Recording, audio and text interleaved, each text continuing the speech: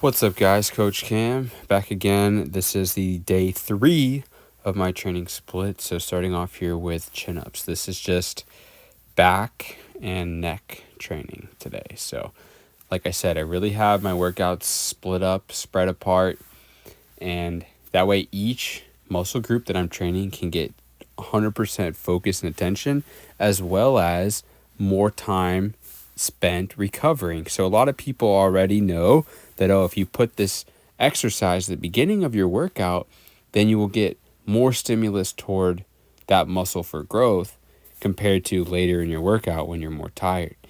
And while this is usually true, it doesn't necessarily mean that that muscle group will actually grow more because of that initial stimulus, because that's only half the equation, right?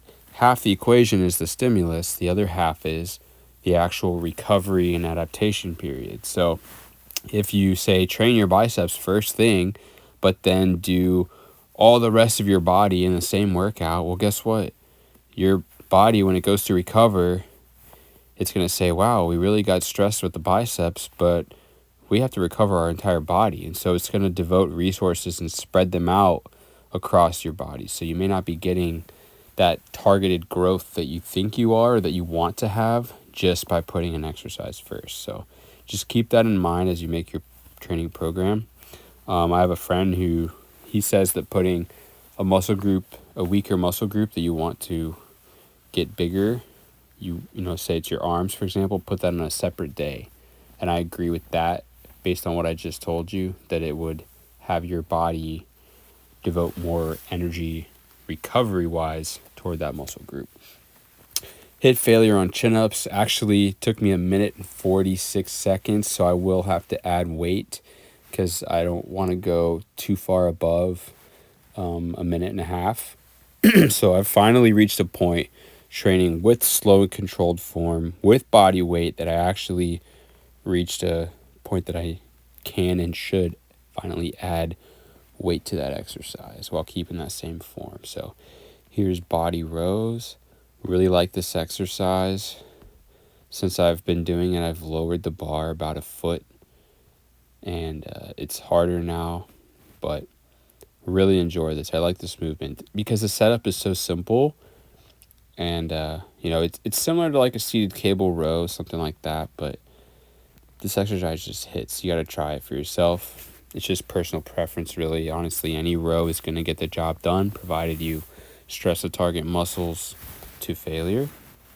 Right here, I'm slowly lowering down because I can't get all the way up. And that was the bulk of the workout, to be honest. Next is neck flexion and neck extension. So I have a 10-pound plate on my forehead, and I think this is a little too much. I'm going to drop it to about 5 pounds next workout because I only got about 3 slow and controlled reps. As you'll see here, I'm using my hands to kind of keep the plate level. It doesn't quite fit on my forehead. Even though I do have a big forehead, it's not big enough for this plate. I end up doing a drop set.